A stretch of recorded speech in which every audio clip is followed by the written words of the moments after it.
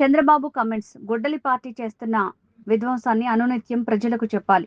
అధికారంలో ఉండగా నాశనం చేసింది చాలక ఇప్పుడు కూడా కుట్రలు చేస్తున్నారు. కిల్లింగ్ మనస్తత్వంతో ఉన్న పార్టీకి సంక్షేమం పట్టదు, అభివృద్ధి అంటే గిట్టదు.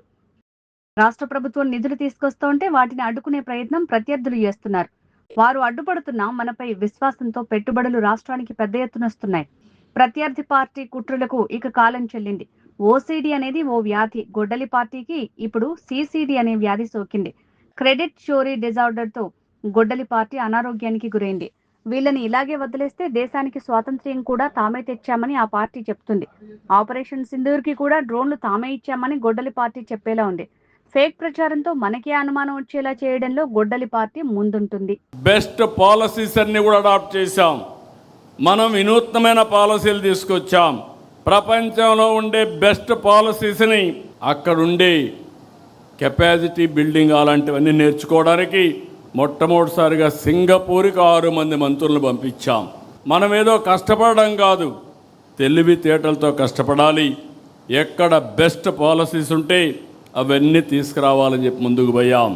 నేను ఒకటే కోరుతున్నా, మనం చేసిన మంచినే కాదు, అనునిత్యం ఈ పనిలో మనం అనుసంధానం కావాలి.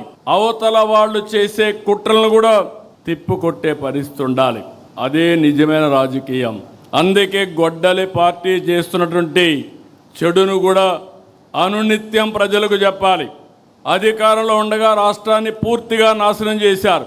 అది చాలక ఇప్పుడు కూడా కుట్రలు చేస్తున్నారు. ఒక కిల్లింగ్ మనస్తత్వం ఉన్న గొడ్డలి పార్టీకి ప్రజా సంక్షేమం పట్టదు, అభివృద్ధి గిట్టదు. రాష్ట్రానికి పెట్టుబడులు వస్తున్నాయంటే విమర్శలు చేస్తారు.